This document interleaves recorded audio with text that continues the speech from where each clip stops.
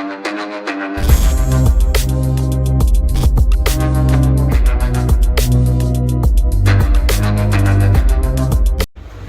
Example on page number दे रखा है 554 from R D Sharma.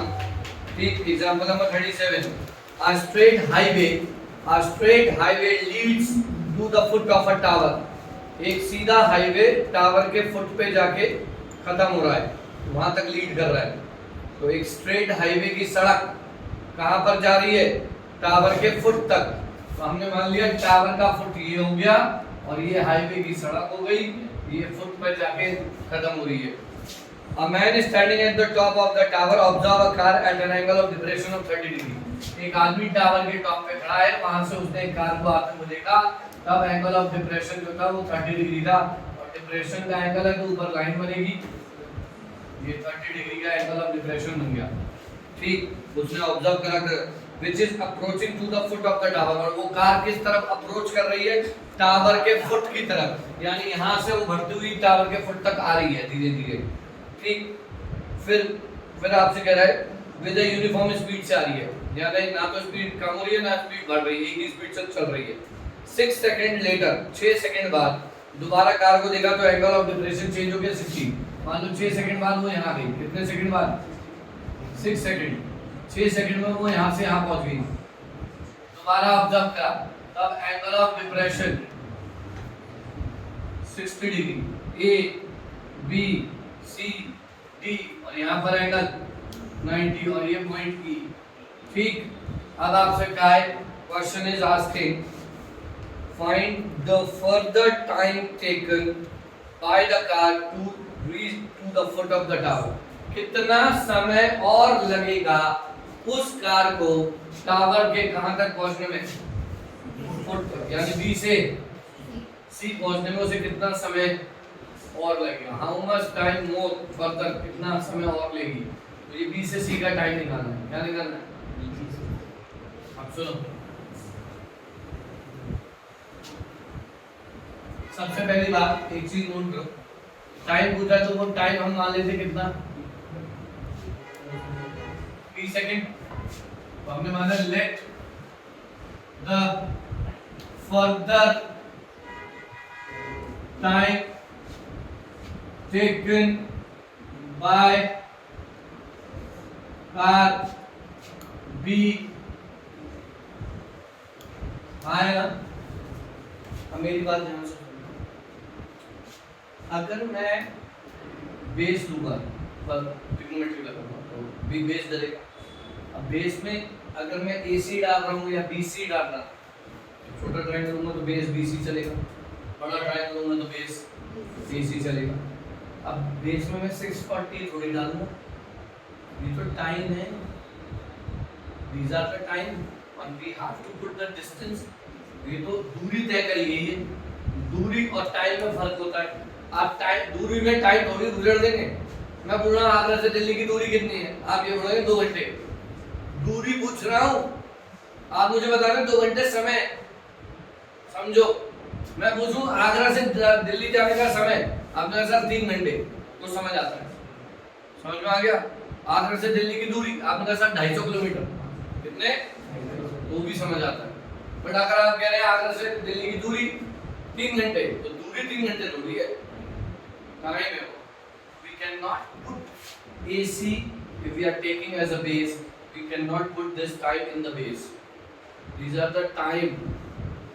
तो अब सवाल उठता है टाइम है, अब बेस तो चाहिए भाई, आप ट्रिग्नोमेट्री लगाएंगे तो बेस कहाँ से आएगा? अगर ये नहीं डाल सकते तो फिर तो आपके पास टाइम है, आपके पास स्पीड और होनी चाहिए, तभी आप डिस्टेंस निकाल रहे हैं। टाइम है, स्पीड और आ जाए तो क्या निकल आएगा? डिस्टेंस। अब स्पीड तो नहीं दी है उसने, उसने कहा था यूनिफॉर्म स्पीड से चल रही है, हमने माना लेट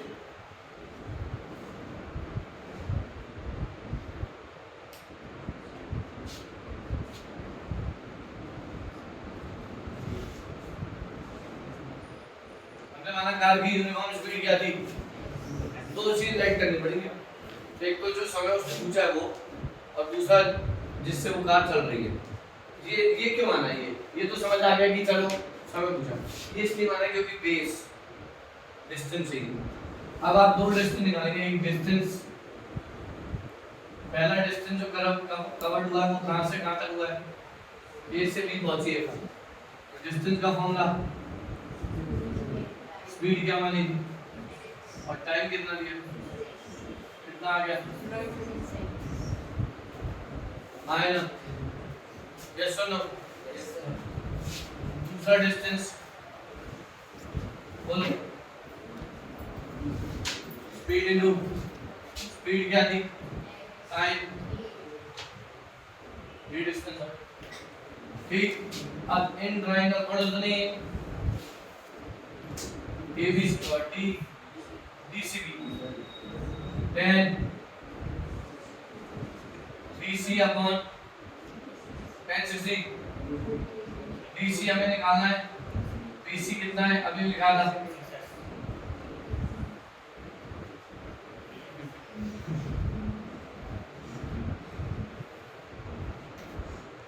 बात समझ आ गई। In triangle what is the name, 10 BC upon 1030, DC की वैल्यू हमने अभी निकाली है और AC की वैल्यू पूरी बताओ, AC 6x plus cross multiply कैसे कर लो, इधर भेजो, ये इधर जाएगा तो 6x इक्वल टू 2 से काटो x से x, t की value how much time it will take, 3 second और लेगी, 6 सेकंड पहले ले चुकी, 3 सेकंड अब लेगी, तब जाके वो कहां पहुंचेगी, टावर के फुट पर। Is it clear? Take example number 40 and it is the one of the most important example.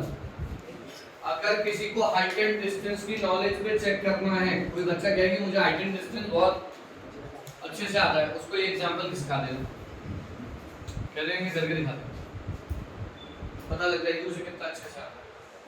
ठीक है, याद रखना, कोई ज्यादा होशियार बन रहा हो कि मुझे हाइट एंड डिस्टेंस बहुत अच्छी तरह आता है तो उसे ये एग्जांपल आगे सरका देना, कह रहे ये करके दिखाओ। देखो जरा इंपॉर्टेंट है, ध्यान दो सब लोग। At the foot of a mountain, एक माउंटेन के फुट यानी नीचे खड़े हैं, पहाड़ के नीचे किनारे, at the foot of a mountain the elevation of its summit, summit का मतलब होता है चोटी, समिट टॉप जिसे बोलते हैं, तो नीचे हम खड़े हुए हैं पहाड़ के किनारे पे, जहां से पहाड़ शुरू हो रहा है वहां पे खड़े हैं। हमने ऐसे ऊपर उठ के देखा पहाड़ कितना ऊंचा है, तो उसकी चोटी दिख रही थी, तो वहां से खड़े होके नीचे खड़े होके हमने पहाड़ की चोटी को, समिट, समिट का मतलब चोटी को देखा, तब एंगल ऑफ एलिवेशन 45 था, कितना, तो ये पहाड़, और यहाँ पर हम खड़े, यहाँ से हमने पहाड़ की चोटी को देखा, तब एंगल ऑफ एलिवेशन कितना है 45, यहाँ से उसकी चोटी को, दिस इज कॉल्ड समिट, ये चोटी, ये इसलिए बताता हूँ 45। अब पहाड़ पे चढ़े तो चढ़ाई चढ़ेंगे ना ऐसे, ये तो एंगल का लाइन गई है, ये चढ़ाई थोड़ी है, ये तो रोशनी गई हमारी आंखों की, चढ़ाई ऐसे जा रही होगी इस पहाड़ पर, तो हम चढ़ाई पे चढ़े, इस तरह चढ़ाई पे चढ़े तो थोड़ा ऊपर चढ़े, ज्यादा नहीं चढ़े, थोड़ा सा ऊपर चढ़े, मतलब करीबन थोड़ा डिस्टेंस ट्रैवल किया होगा, फिर और कितने मीटर, 1000 मीटर, कितने 1000 मीटर, यानी यहाँ से मेन गेट तक पहाड़ के ऊपर, तो यहाँ से पहाड़ के ऊपर कितना चढ़े, 1000 मीटर का डिस्टेंस, 1000 मीटर आप चढ़ गए, फिर आप थक गए, आप रुक जाए, मैडम थक गया, फिर दुख रहे, आपने दोबारा पहाड़ की चोटी को देखा, आदमी देखता ही है क्योंकि उसे ऊपर चढ़ना था, बार बार उसको देख रहा था कितनी और रह गई, कितनी और रह गई, जब दोबारा देखा तो एंगल ऑफ एलिवेशन यहाँ से 30 ऐसे बनेगा। अब ये जब उठ के तो आ नहीं जाएगा ऊपर, उसके बाद हम लाइन बनाते हैं हमेशा। भाई मैंने आपको एलिवेशन कैसे सिखाया कि जो आंखों की रोशनी और जो जमीन के बीच का एंगल होता है, आंखों की रोशनी और जमीन के बीच का, तो जमीन तो ऊपर उठ के आ नहीं जाएगी, तो उसके पैरेलल हम क्या बना देते हैं, लाइन, तो ये पैरेलल जो लाइन गई है जमीन के लिए, और ये आंखों की रोशनी 30 डिग्री, ठीक। अब क्वेश्चन क्या है, toward the mountain up a slope of, sorry ये जो एंगल है ये स्लोप, ये वाला ये 30 है और ये वाला कितना है 60, ये स्लोप का एंगल है। स्लोप का मतलब मालूम है, आप देखते हैं घर के आगे गेट के आगे वो ऐसा स्लोप सा बना देते हैं, गाड़ी ऐसे उतार कर ऊपर चढ़ाओ तो दिक्कत आती है, वो स्लोप बना होता है, वो एंगल पे बना होता है। तो सेम ऐसी पहाड़ की चढ़ाई कितने एंगल पर है 30 डिग्री जमीन के साथ, ये स्लोप कहते हैं। आप ऊपर से लेके साइकिल से उतरेंगे तो फिसलती जाएगी साइकिल, ये स्लोप है। जैसे आगे गेट के ऊपर पुल है, वो क्या है उसका स्लोप है, आप चढ़ते हैं तो चढ़ाई चढ़नी पड़ती है, फिर ढलान आ जाती है, तो उसे स्लोप बोलते हैं। और उस स्लोप पे जब हम 1000 मीटर ऊपर चढ़ गए, फिर वहां से देखा था तब एंगल ऑफ एलिवेशन कितना था, छोटी का 60। ये कंफ्यूजन होता है बच्चों को, ये 60 ये 30, ये स्लोप का एंगल, स्लोप का मतलब वो चढ़ाई, ठीक। इज इट ओके, आया ना, इज इट क्लियर। अब ये लाइन बनेगी 90 डिग्री, एक 90 आएगा, एक 90 आएगा, आया एक तो 45 डिग्री के लिए रहेंगे, एक 30 डिग्री के लिए, एक नाम डाल रहा A B C D E F। अब question is asking find the height of the mountain, इस माउंटेन की हाइट। हम एक बात ध्यान से सुनो, एक बार ये कहाँ खड़े हैं, पहाड़ के बिल्कुल नीचे, जहाँ से पहाड़ शुरू हुआ वहां पर हमने खड़े होकर देखा यार ये पहाड़ चढ़ना है, तो हमने ऊंचा देखा है कितना ऊंचा है, तो उसने जब देखा तो एंगल ऑफ एलिवेशन उसकी चोटी का कितना बन होगा 45। अब तुमने कहा चलो भैया चढ़ना तो भाई अच्छा है, कितना भी ऊंचा, अच्छा चढ़ना शुरू हुआ तो कितना चढ़ गया 1000 मीटर। 1000 मीटर किस पे चढ़ा, चढ़ाई पर, और चढ़ाई किस पे होती, स्लोप पर। स्लोप कितने डिग्री का है 30, यानी जमीन और चढ़ाई के बीच का एंगल 30 डिग्री। अब यहाँ पहुंच गया, चढ़ते चढ़ते थक गया, फिर दोबारा लेगा चोटी, तब एंगल ऑफ एलिवेशन 60। समझ आ गया। अब क्वेश्चन क्या पूछा है, हाइट ऑफ द माउंटेन। अब मेरी बात ध्यान सुनो, सबसे पहले एक तो ये निकालनी पड़ी, मेरी बात ध्यान सुनो, एक BC, बेटा जी अगर BC आ जाएगी तो AD भी आ जाएगी, हाँ क्योंकि जितनी BC होगी उतनी, अगर BC डिस्टेंस आ गया तो ED भी डिस्टेंस आ जाएगा, और ED आ गया तो H में से ED को मैं क्या कर दूंगा, तो ये आ जाएगा, हाँ है ना। दूसरा AD भी आ रहा है, AD बड़े ट्रायंगल से आएगा क्योंकि एंगल कितना है, AD आ जाएगा। छोटे ट्रायंगल से क्या आ जाएगा, AD में से AB हटा दूंगा तो क्या आ जाएगा, और BD आ गया तो क्या आ जाएगा, C और EF के बीच में फिर हम ट्रिग्नोमेट्री लगा दें तो हाइट तो आ जाएगी, हाँ या ना। अब सुनो ध्यान से समझो, let the height of B, एक माउंटेन की ऊंचाई, angle of elevation from point A is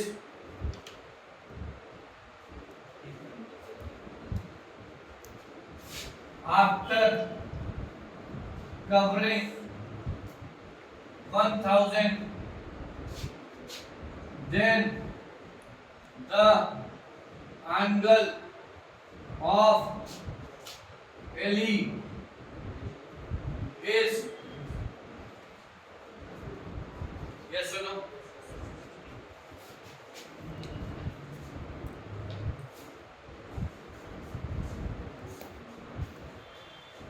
slope का एंगल, स्लोप चढ़ाई, जमीन और चढ़ाई के बीच में एंगल। इन ट्रायंगल, बड़े वाले ट्रायंगल का नाम बताओ, ADF, यस और नो। देखते चलना, जहां नहीं आया वहां रुक देना। 10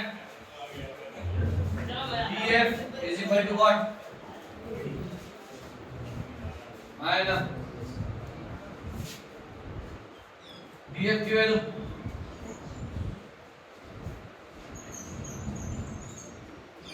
yes or no? Yes. ADH आ गई?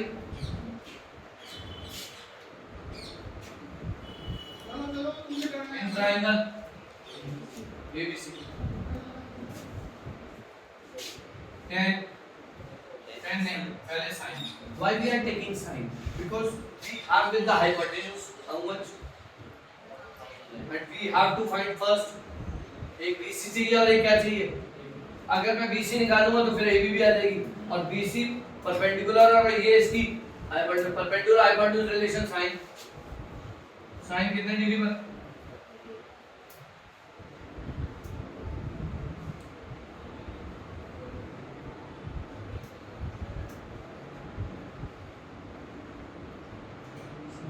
आ गया BC? यस और नो में जवाब दे दो। और AD जो था वो किसके बराबर था?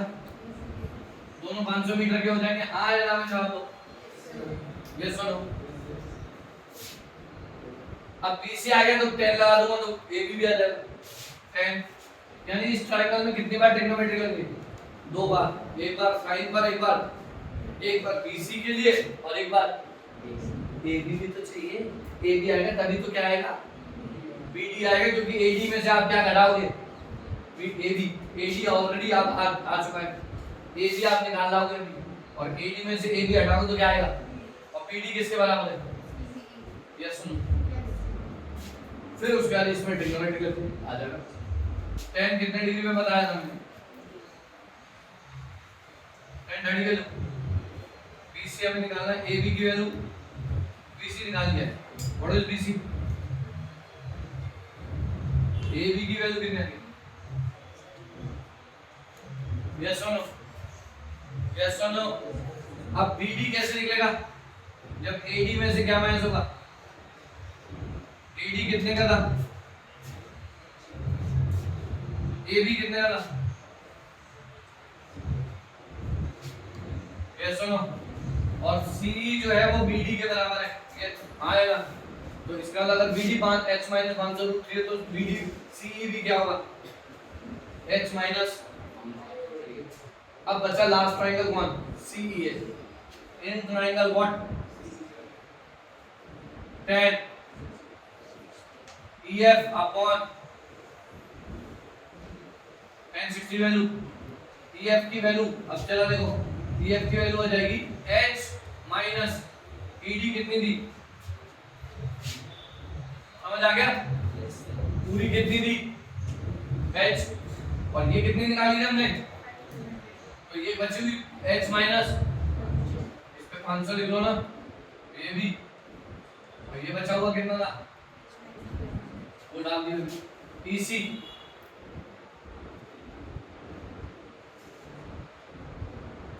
क्रॉस मल्टीप्लाई √3h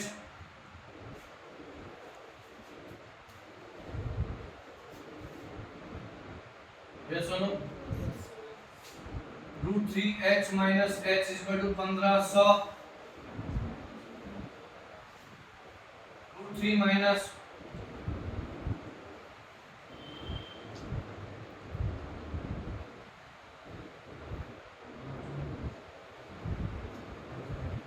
500 √3 + 1 तो लास्ट आंसर h का आएगा 500 × 1.2.73। जरा मल्टीप्लाई करके मुझे चेक कराना आंसर आ रहा है कि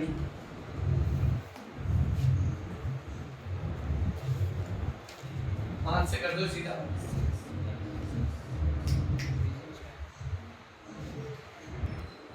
ठीक है एक बार रिवाइज कर लेते हैं दोबारा ये वाला क्वेश्चन करते हैं। ठीक है एग्जांपल नंबर कौन सा है? 40 पेज नंबर कौन सा है? 556। Look at here. A point पे हम खड़े थे। कहां पर? और वो कहां था? पहाड़ के बिल्कुल नीचे जहां से पहाड़ स्टार्ट हुआ, चढ़ाई स्टार्ट हो रही थी उस पॉइंट पर नीचे रख। वहां से किसको देखा? समिट। समिट बच्चे से सुमित पढ़ते हैं। It's not Sumit, it's summit. क्या? समिट, समिट का मतलब छोटी, क्लिफ का मतलब छोटी, क्लिफ, समिट बात देखिए। तो ए से किसको देखा छोटी, तब एंगल ऑफ एलिवेशन क्या था 45, और ये एंगल ऑफ एलिवेशन रोशनी और पहाड़ के बीच में बना है। अब उसने क्या शुरू करी, पहाड़ पे चढ़ाई, जब चढ़ाई शुरू करी कितने मीटर चढ़ गया 1000 मीटर, अब थक गया, थक के उसने दोबारा छोटी को देखा और कितना चढ़ना है, तब एंगल ऑफ एलिवेशन, और पहाड़ की जो चढ़ाई थी वो जमीन के साथ कितने ऊपर थी 30 डिग्री पे स्लोप पे, स्लोप चढ़ाई, स्लोप मतलब चढ़ाई जो चढ़ेगी तो 30 डिग्री की पे जमीन के साथ। बच्चा ये एंगल बनाना समझ नहीं आता उसे कैसे लेगा, ठीक है, इसलिए समझ में आया, कोई दिक्कत। अब क्वेश्चन में मैंने आपको बताया सबसे पहले बड़ा ट्रायंगल और क्या लाया, ये हो गया df अपॉन AD, यहाँ से AD की वैल्यू क्या आएगी,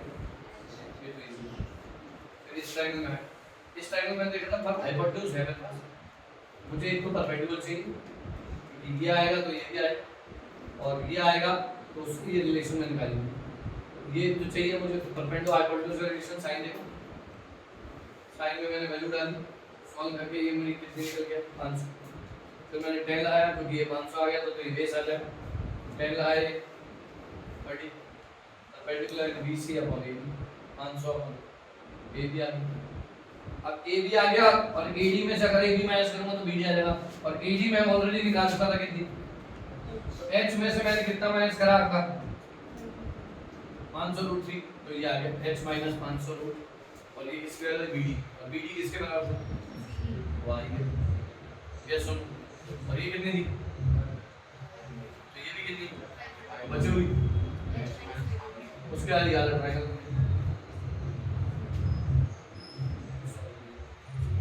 नहीं